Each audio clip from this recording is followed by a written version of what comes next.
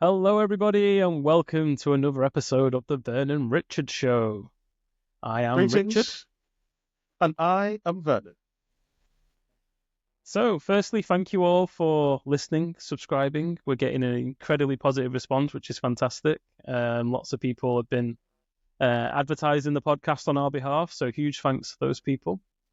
Means a lot. Yes, absolutely. Thank you. Very kind. Shout out to all of you wonderful people. Yep, absolutely. So today, I think, given what I'm seeing in the industry and what I'm seeing whenever I open LinkedIn, there's a lot of people looking for jobs, and there is also quite a few jobs actually open, but obviously the competition for those jobs is also going to be quite high. So we thought we would talk about, hiring. So where shall we start, Vernon? Where shall we start on the topic of hiring? At the time of recording, I'm pretty energized about annoying things that companies and hiring managers do. That just unnecessary. Like, why have you done it that way? There's an infinite, it feels like, if it's not an infinite number of options, it's a very high number of options of things that you can do. And it's as if they're saying, which one of these is maximum carnage? Oh, that one's maximum carnage. Let's do that one. He's like, what? Why are you doing it that way? I don't understand. So, All right, come on, give us an example.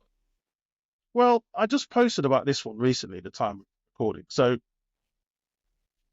and this didn't even happen to me, and it was enraging, right? So let's say you have got on your CV that you have moved jobs a bunch of times in a short space of time. Red flag. Okay. Right. Red flag.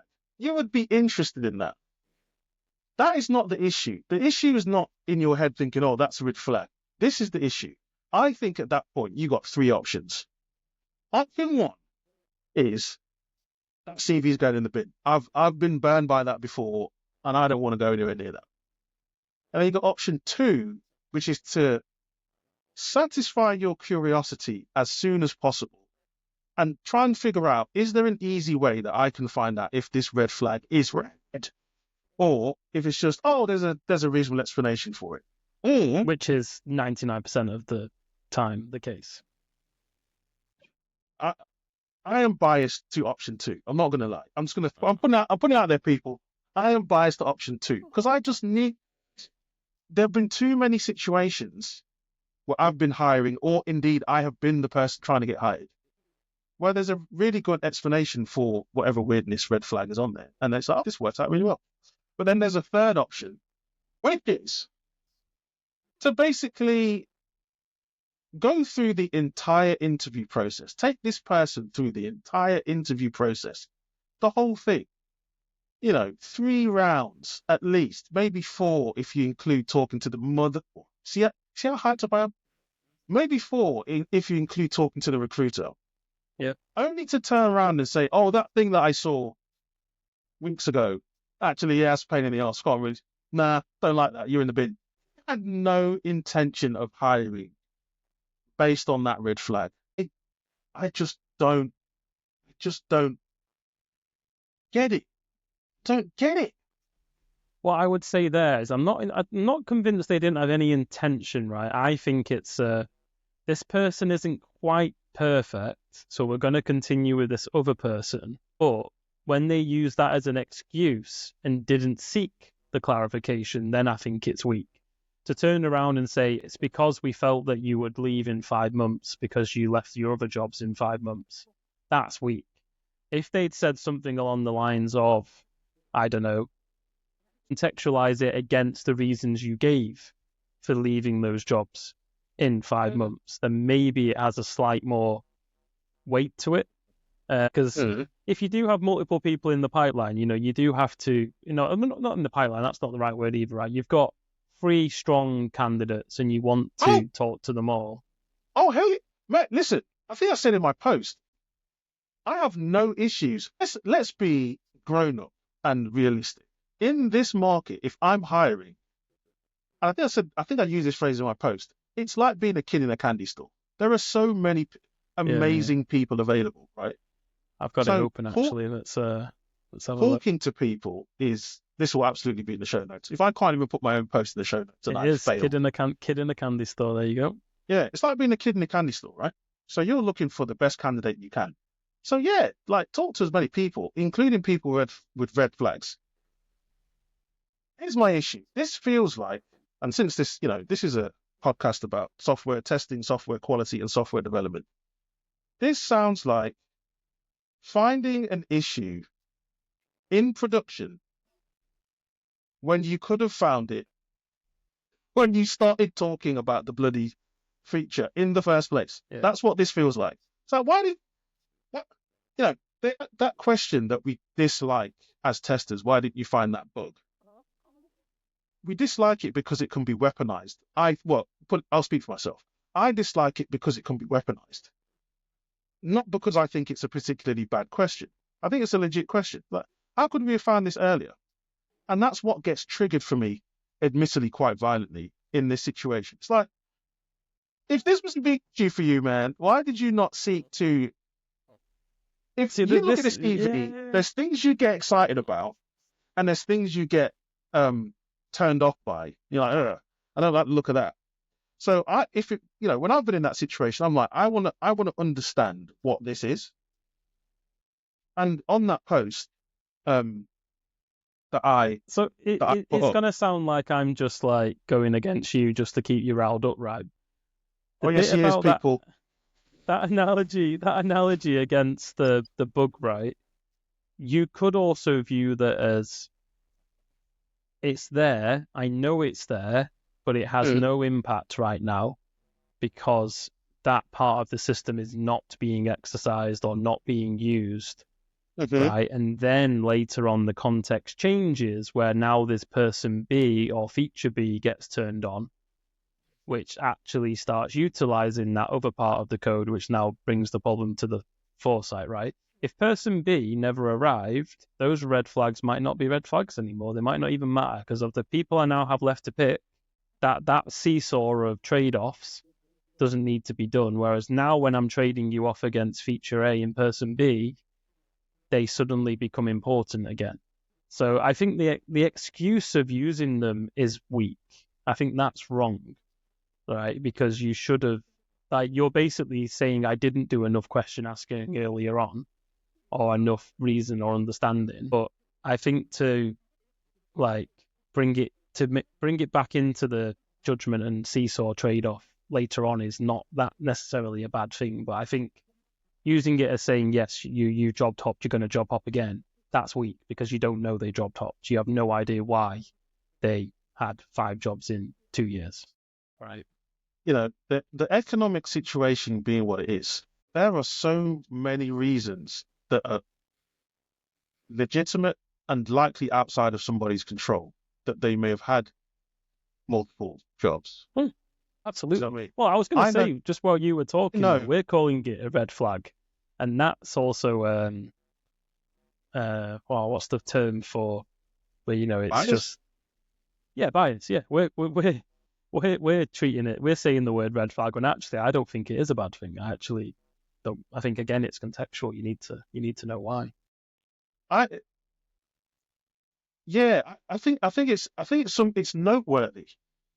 The issue is not saying, oh, you've had 10 jobs in 5 years. That's not the issue. My issue is,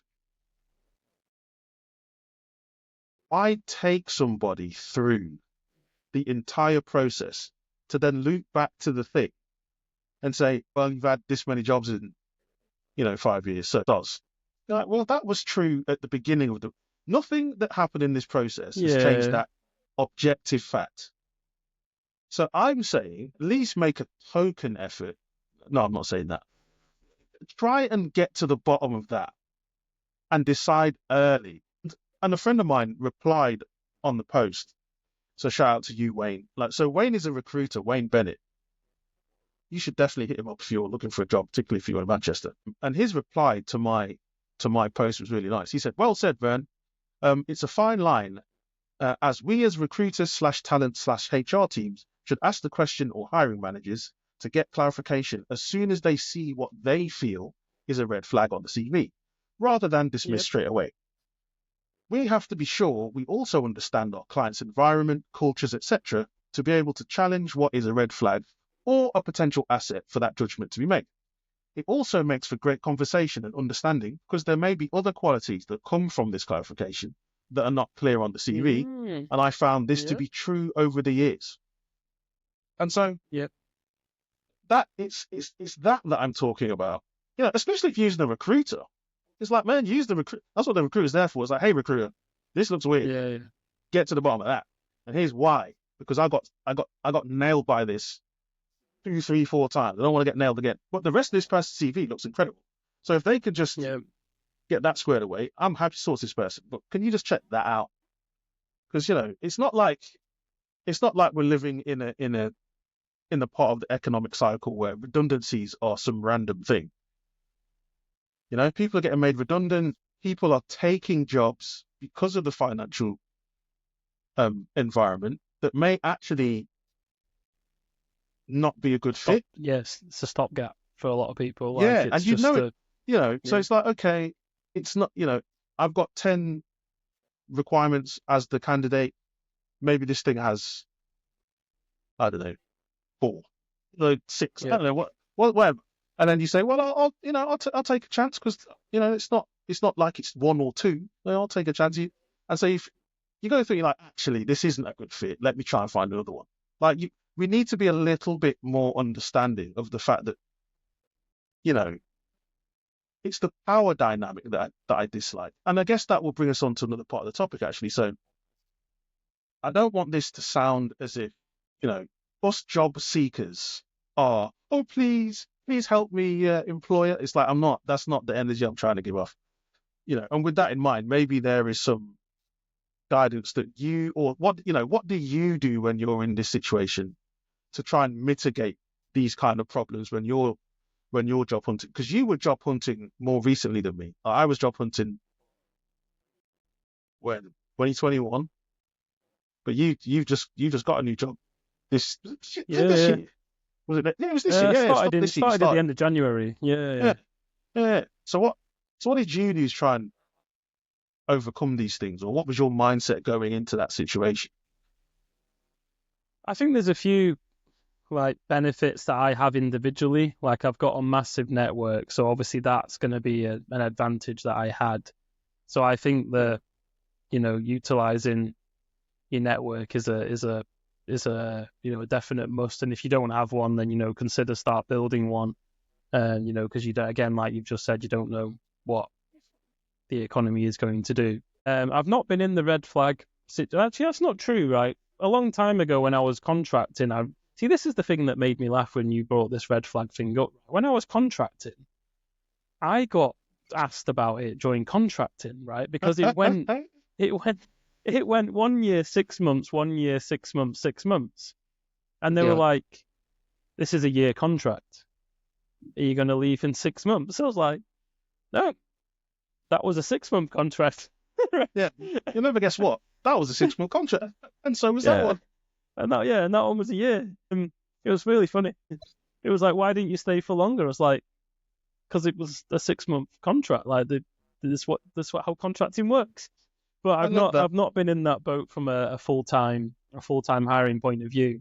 But I also would say, I think in this example, and I think during most interview processes, and maybe we'll touch on it a bit more, is you get the chance to ask questions, right? Or even if you don't get the chance, make the chance. And it doesn't have to be questions. It could be clarifications that you wish to make.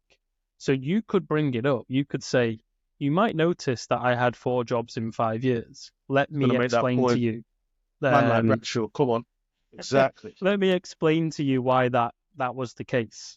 You could write that on a covering letter if you wanted to. You could, your people talk about CVs, right? It is the chance to showcase who you are. There's no rules. There's guidelines that people say you should and shouldn't do. But really, it's for you to sell you and your story and your narrative. So I kept doing it. I'm doing it. You can. You've just decided something for me now. Fair enough. I am absolutely convinced. I've said this before in the pod. There's ads in general. We need to learn about sales, on entrepreneurship, and marketing. And I'm banging on the desk, and you might hear me banging on the desk. Because here's what Rich, based on what I'm learning about sales and marketing, here's what Rich, I'm looking at the camera right now because I need you. I'm talking to you. And you, yes, you as well, right? I think what Rich is talking about is objections. So there's this concept in sales where you're trying to make a sale and people raise objections. So what you should do is to do what Rich suggested. Prepared. Put yourself in the position of the person hiring and look at yourself through that lens and say, what objections would somebody have to hiring me? And let me just get in front of them. I'm going to say, hey, I know what you're thinking. I've had 10 jobs in the last 5 minutes. I get it. Let me explain what happened, man. Like, boom, how, this, that, da, da, da, da. Yeah. That's in But I what think book is that in? There's a really good process for doing this in a book. You talk, Rich. I want to find the book. Well, I was going to tie it back to your recruiter friend that you mentioned, Wayne, right? If you prepare that like you've just said and like I said, you can also then weave in those gems that he spoke about, where he says about the qualities that come from it. So you could be like, when I left job A after 4 months, that's because they told me they were dead keen to introduce automation and testing and really start to take that seriously. However, it became very apparent after 2 months that that was not going to be the case. In those next 2 months, I tried technique A, B, C, and D, and I was still unable to convince them to go in the direction that they sold me originally. Therefore, I decided, because I value doing good work, that I would relinquish myself of that role.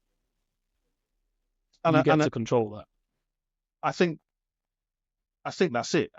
And that doesn't have to be written, but if that style of, again, leverage your recruiter, leverage the Waynes of the world. Like, actually, you know what? I want to do something that might be a bit weird. I can think of a handful of recruiters that I've worked with over the years, and recruiters have a bad reputation, I think, generally speaking. But there are some real gems, like some literal gems.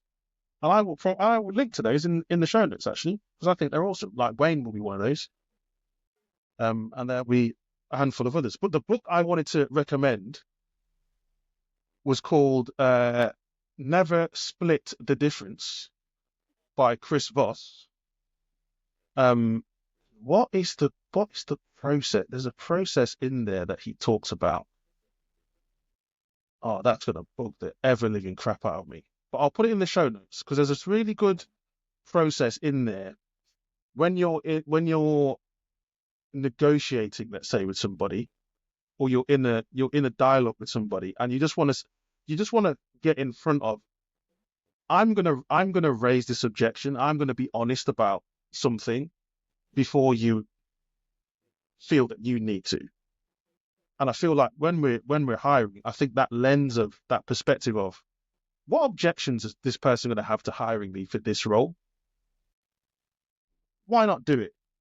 Yes, it's another thing to do. Looking for a job is a job. It's fucking hard, time consuming, energy sapping, emotionally difficult.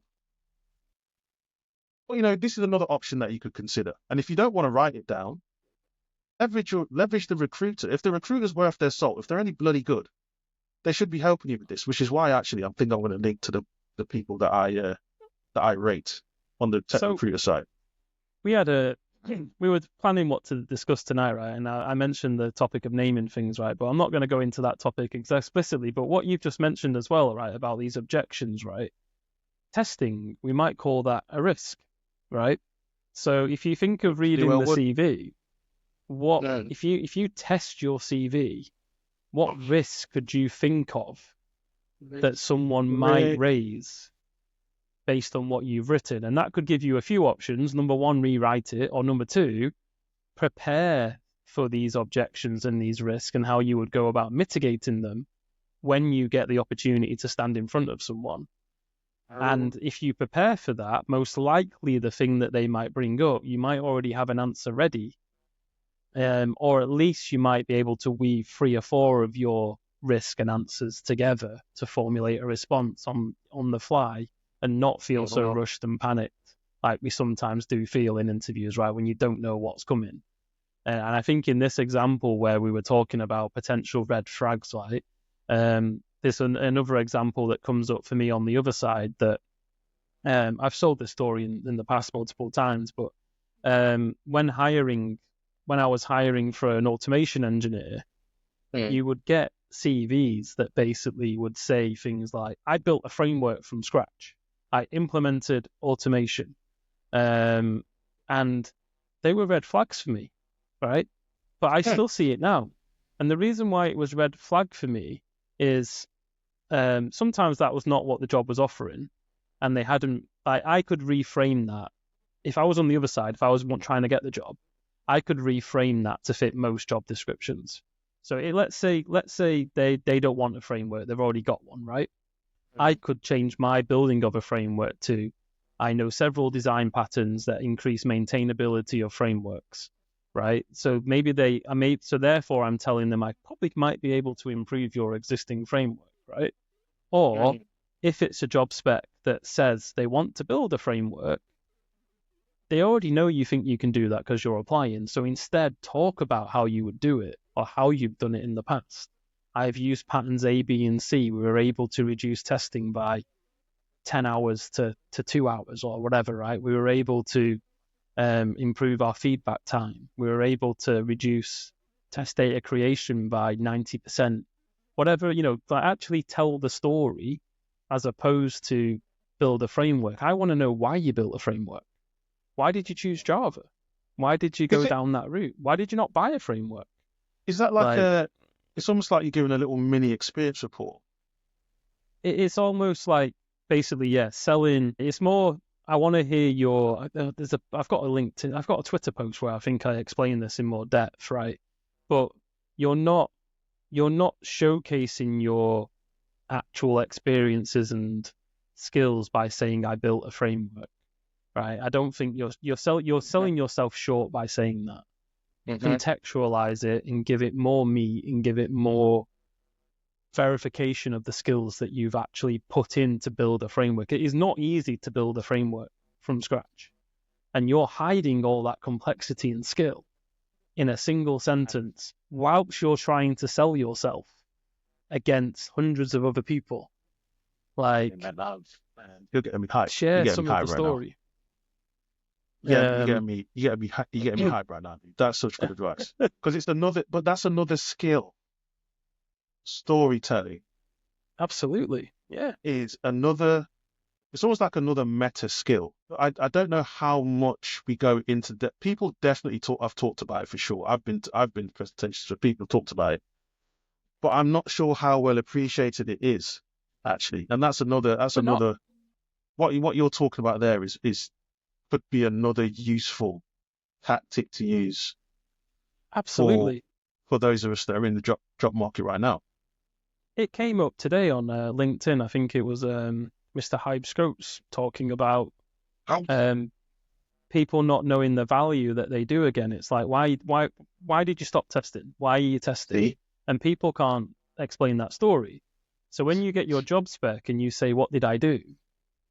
Yeah, sales, yeah. But when you get the job spec and it says, I was part of a team, I ran test cases, I did this, I did that, basically listing your daily activities as opposed to, I was part of a wider testing strategy where we were trying to satisfy the business and provide them with key information to help them make the key decisions.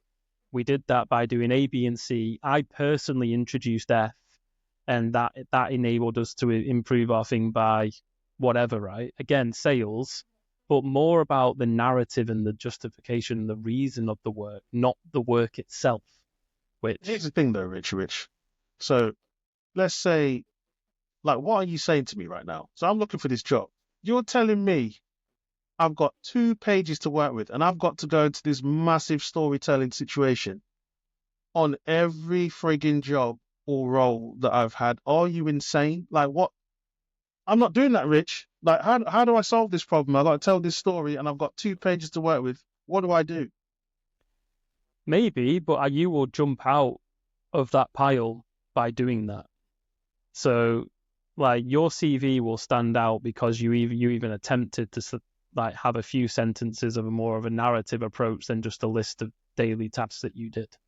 I hear you, but practically speaking, jokes aside, like how does somebody fold in or expose? All right, actually, the kind of things you're talking about. Yeah, you talked about me getting a job. I only listed 3 jobs on my CV. I ignored all the others. I just put a sentence that says I've had more jobs, but I've not listed them. So I cherry-picked the 3 jobs that had the most narrative to fit the role I was applying for. And I left the rest of them off. And then on the rest of the CV, I cherry-picked out certain skills that were applicable to that job.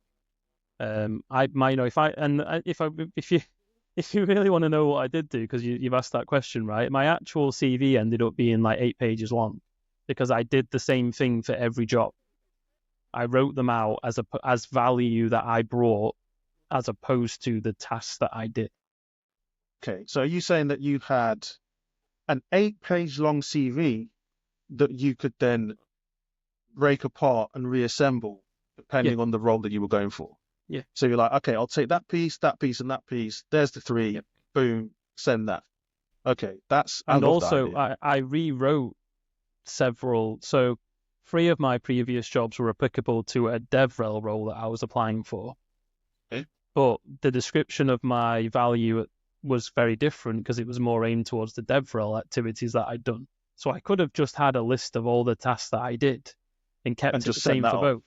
Yeah, teacher, did courses, consulted, ran internal workshops.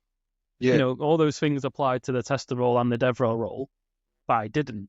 I translated them to a more valuable narrative and story that sold that role a lot more, and then I cherry-picked out the various jobs. Because I felt, and I'm not necessarily saying that it's the case, but if I can sell myself very well in 3 experiences, especially if they're more of the recent ones, then the chances of me getting in front of the person where I can then actually sell myself a lot better is a lot higher than sending a generic CV with lots of bullet points of what I did. So that's why I tried that approach. I advise, I do the classic thing where I advise people to do something that I'm not doing, which is a similar approach to you. I got the advice years ago, which I thought was solid, to how to phrase this properly. So go back 2 years or 2 pages worth of job history. Yeah. Whichever one is longest, I think is what they said. Yeah. And then use LinkedIn to flesh out the rest. Why are you giggling? Sorry. You reminded me of another red flag that I've had in the past that I've seen other people rant about, which is right, hold on. Let me quickly finish the story, then give people the red flag. So do that, and then use LinkedIn to flesh out the rest in the way that you're describing. That 8-page CV with all the stories and the extra, juice. That's what you should be on your LinkedIn profile. But then on your CV, you kind of just cherry pick and say, this is super relevant, this is super relevant, this is super relevant. And then one line that says, if you want to see my entire job history, here's my LinkedIn profile. Where I've fallen down is I haven't. The LinkedIn profile thing, it looks horrendous. It looks really bad. I need to sort that out. I think I did it a long time ago. I did it a long time ago, and then I went on a weird LinkedIn veto thing where I changed all my job titles to tester because it would reduce the amount of spam that I got from all the automated things.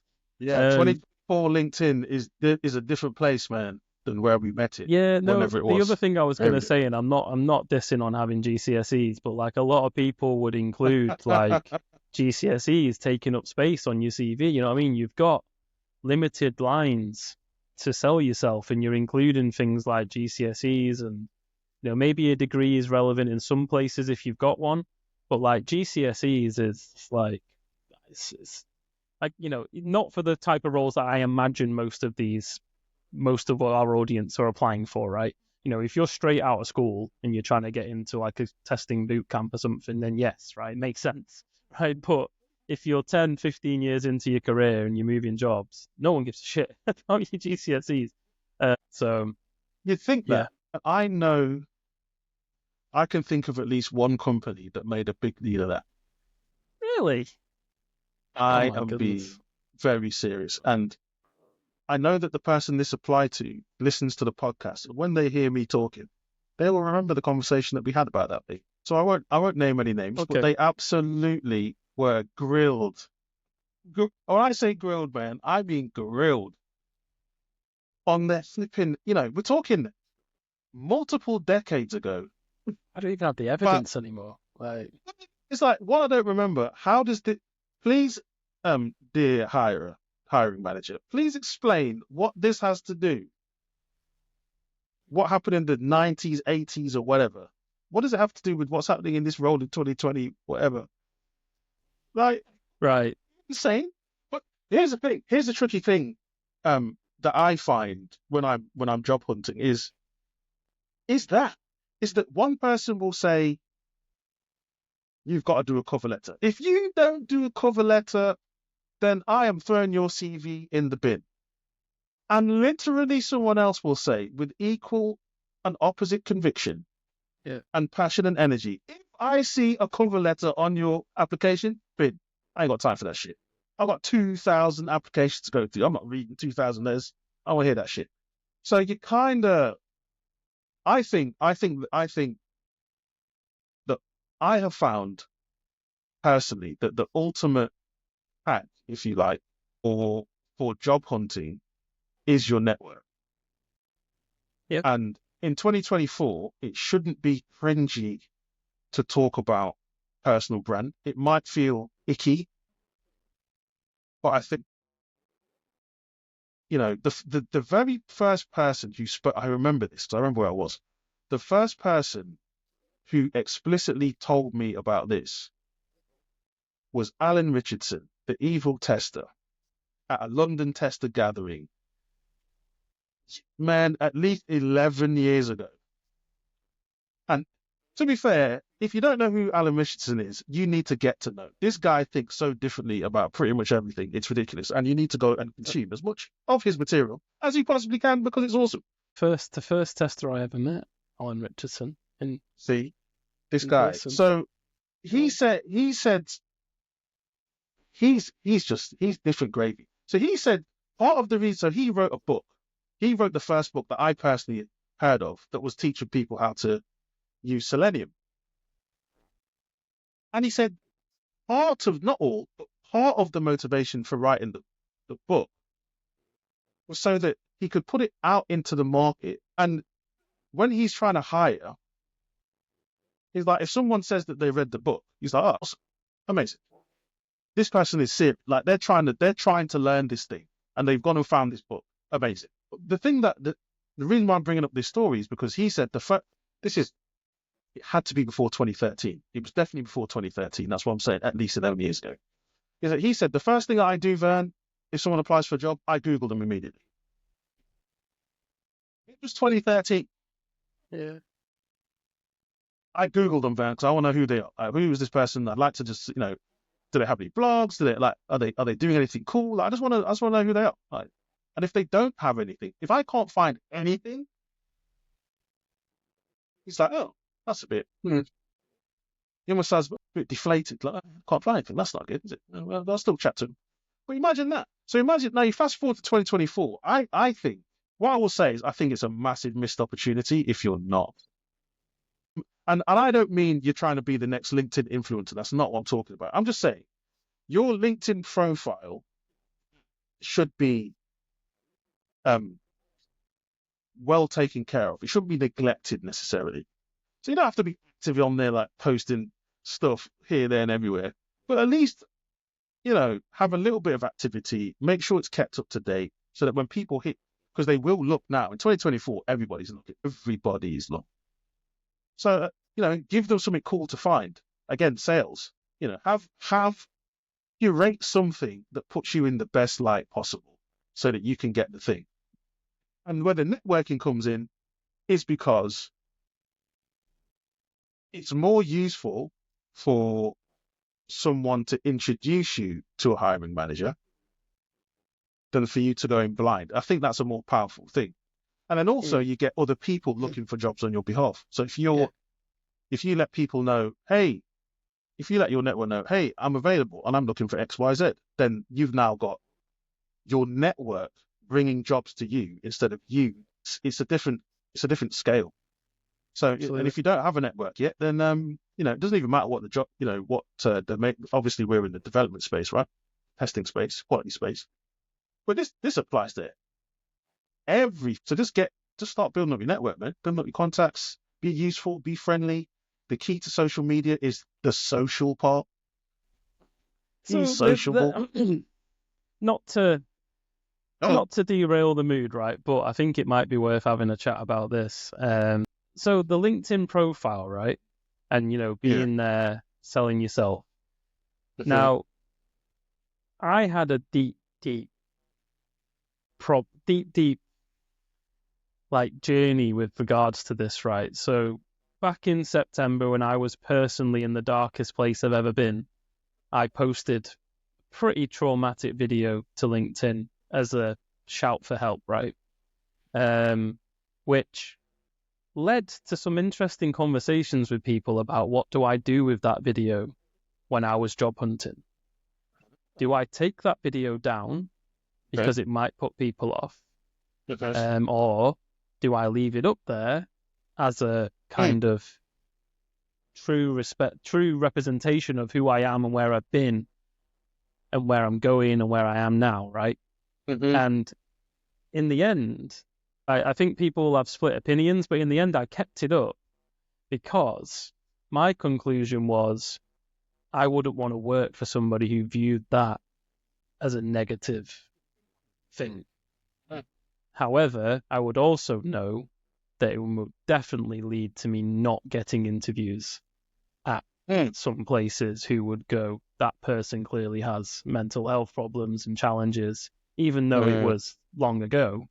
They would immediately just red flag. So I think that's a trade-off that people need to think about is like, I think show your authentic self. And I know you've always heard the horror stories, haven't we, of people finding your TikToks, and it happens to footballers and other, famous people. They find their TikToks from 12 years ago or whatever. TikTok wasn't around in 12 years ago. You know what I mean? They find things and they're like, they said this, they said that, right? And obviously in some cases it's bad, right? And therefore you should own it and you should, apologize, especially if you said derogatory things and stuff like that. I think that's definitely the case. But, if it was just you having a hard time in life at that moment in time, personally, I'm all for keeping it in. But I think that is a trade-off with your LinkedIn. It's like, what do you want people to see of you? And what don't you want them to see? Some people are very open on social media. Some people aren't. And I think that's a tricky balance to maintain. That is extremely tricky because the value equation is going to be different depending on who you are, where you're at in your career. So for someone like you, your network is pretty good, I would say. Yeah. And so I think the equation, the calculation, and the variables that you put into that judgment are not going to be the same for somebody else. But you're right. It is about making an intentional choice, and how, and again, going back to taking what Rich said and adding to what I said before, it's not about being as open as possible about here's my other half, here's my kids, it's not you don't have to be, you can be as open as you feel comfortable being and as vulnerable or not as you feel comfortable being. You can be 100% straight down the line when it comes to work and just being very. All I'm going to talk about here is my professional stuff, the professional side of me. That's what you're getting. Yep. Everything else does not exist. And people as big as Seth Godin, they do that. They are just like, I am talking about marketing, and that is it. I'm not talking about my family. Not talking about what, I'm not getting into any of that because I don't want to expose any part of my other life to the madness of the internet. But then other people, we've done it on this podcast. Our love of football is real. It's the European Championships right now. We had to tell ourselves at the start of the podcast, let's not go too mad about the football because it's been very interesting. Let's not turn It'll probably be over by the time this comes out as well. So, maybe we'll have to. It's the time of recording. England are in the quarterfinals, and it will be over for England by the time this recording comes out. That's for goddamn sure. I've got no faith. But anyway, tangent. Yeah, it's. I think what you said there is really interesting. But the value, be intentional. Yeah, and really think about what the point that Rich said. And I think the other flip side of things like social media as well is, right, we talk about network and growing your network, right? There's lots of ways to do that. Like, you could just connect with people and blindly just, try and get more connections so that when you do post, people see it. The other option is what you kind of see, like, say myself, the way I use LinkedIn, it's 80% probably testing software development, 20% like me. But that 80% of software varies from really deep critical posts to random just generating questions to things like today where I posted a picture of a sign that says crocodiles do not swim here, right? And then asking people, would you swim or not? Right?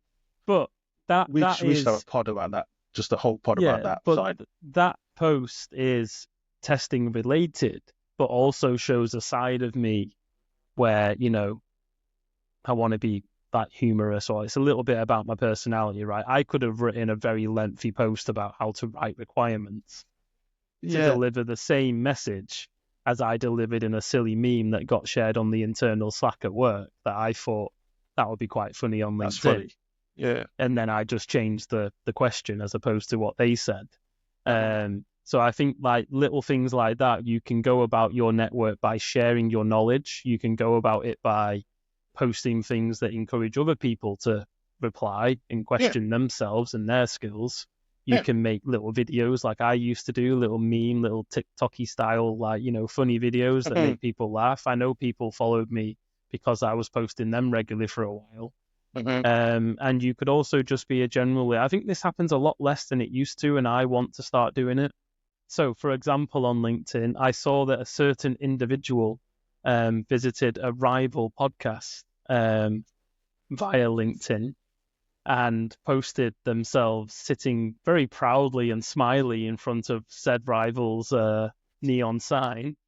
But and I'm talking about quality podcast. What's it called? Is it called Talking Quality About Quality? Talks. It's Quality Talks. Sorry. Yeah. Good day. And Chris Henderson. Yeah. But the point is, I listened to that episode, right? And I've not done this for a while, but I used to do this, and I'm not doing it, and I want to start doing it again. I used to retweet or reshare people's videos, blogs, podcasts with my own reflections on what they were discussing, with my own opinion chipped in. But really, the purpose was to share the piece of content, but not just do it in a way of reposting. I was like, actually, I digested this content, and it made me think about A, B, and C.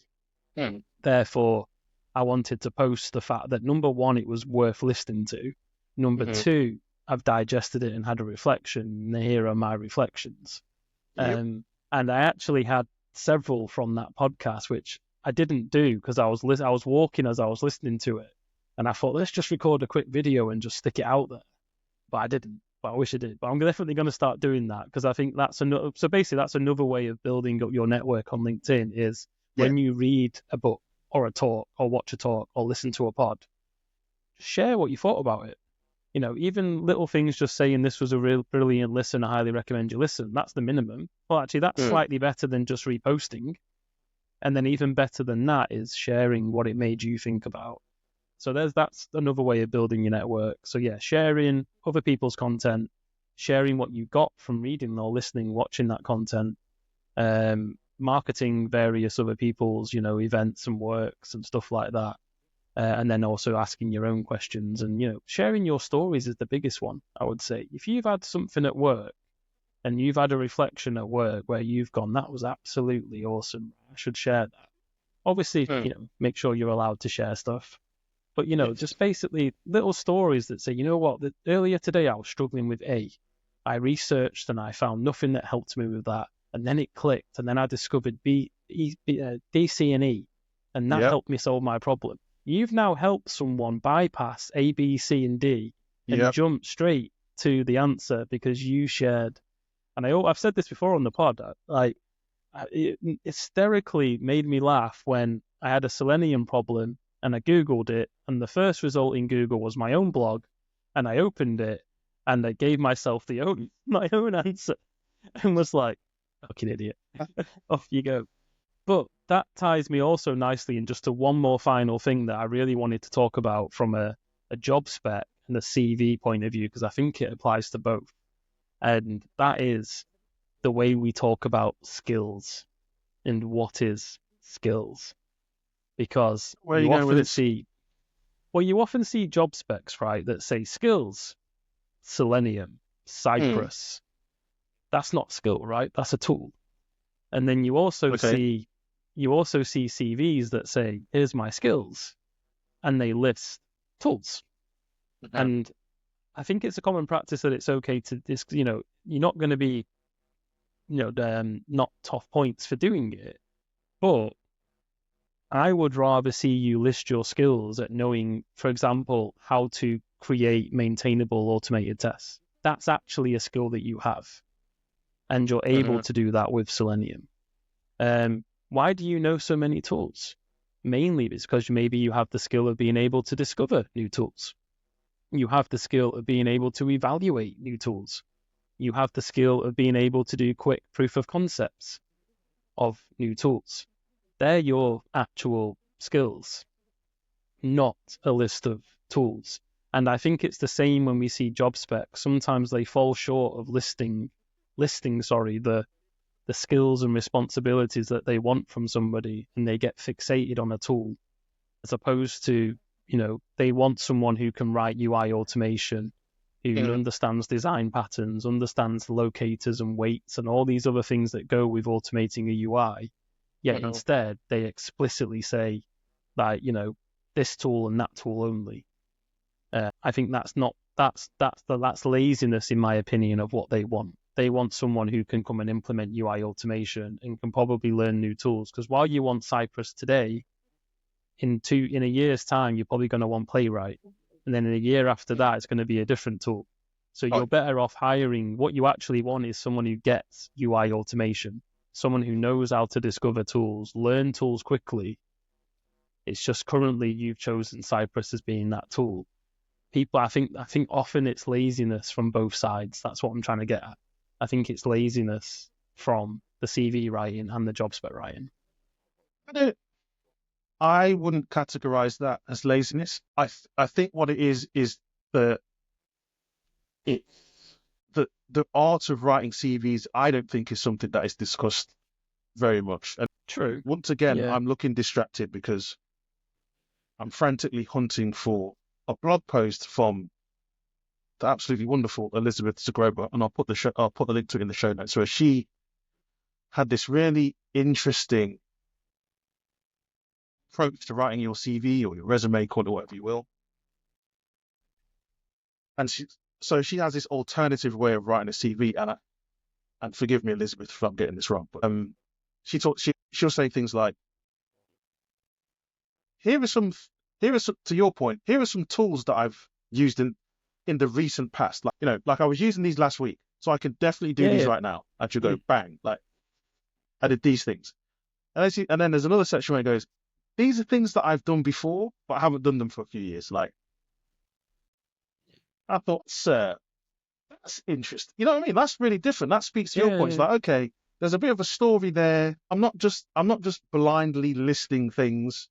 I'm trying to be a little bit more informative about my experience and give you, the hiring manager, a little bit more to go on, to assess and judge. And I thought that was cool. But I think it's a really good, cool blog post. I'll see if I can find it. And you should just read But Elizabeth's blog yeah, anyway. just to be clear, like when I say laziness, I think it is more the distinction between skills and tools. I think they get merged on job specs as well as on people's CVs, and I think both parties would do better to split them out and actually be more like, yes, you wanted someone to hit the ground running maybe with a certain tool, and you can be explicit about that. But if you're just like starting out with automation and you're dictating the tool now, I think that's kind of like a different requirement, and more you probably want someone who has the ability to come and spin up a framework and has the skills to do that, not necessarily be like tool agnostic skills. Basically that's what I'm trying to say is I think often we list tools as skills, and I think both parties do it, and I think we would be better distinguishing the two and having two separate lists. Found it. Trustworthy resume. Trustworthy resume. So I'll include the link to that. But yeah, that's laziness. I tell you what, we could. Do you know what this episode about things predominantly from the point of view of what we should do when we're job hunting? We should probably do another podcast about what we should do when we're hiring. Like advice to hiring managers to bring some balance back to the force. Why did I use a Star Wars reference with this guy? That was an absolute waste of a reference. Zero appreciation from Bradshaw for that. Anyway, we'll do the next episode about hiring. And I'll try and get Rich to watch some Star Wars in between. Not going to happen.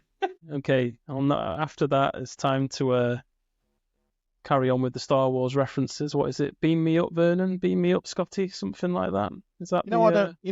I don't even know why we're friends. Like, why would you do that? Like, that's wrong. That's ridiculous. Why would you do it? Why are you just trying to wind me up? Hey.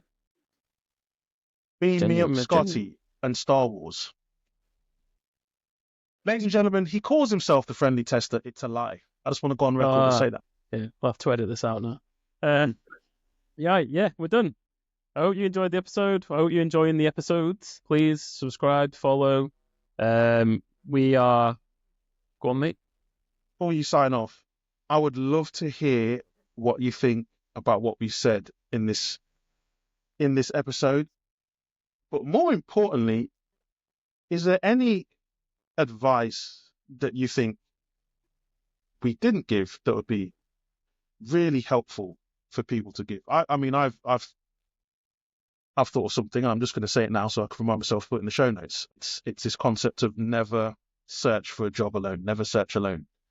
It's a book and this movement that I've heard of. I haven't looked into it, but it just sounds awesome, and I'm going to add that to the show notes. And if you're looking, look into it. But if you've got any advice that we have missed, or you think that any advice we gave or opinions we gave were wrong or messed up and unhelpful, please let us know. If any of it was helpful, let us know. Give it a signal boost, because it's tough for a lot of us out there who are looking for new roles, and any help we can give each other, And also keep an eye on our individual social medias, where we'll probably post some of these questions as well as like separate threads to try and get the conversation going as well, because there's a lot more people reading the post than listen to the pod, so we want to try and get that numbers up and up a little bit, so we can get all the nice benefit features of YouTube when we get to 1,000 subscribers. Help us get to 1,000 subscribers. I think we're on 151 at the time of recording. Yeah, something like that. It's getting there, slow and steady. So yeah, let's get to 200, man. 200 is the next stop. 200 subscribers loading. Let's go. 200 subscribers, hopefully by the next episode after this one. So yeah, that's it. So yeah, goodbye from me. Goodbye from me.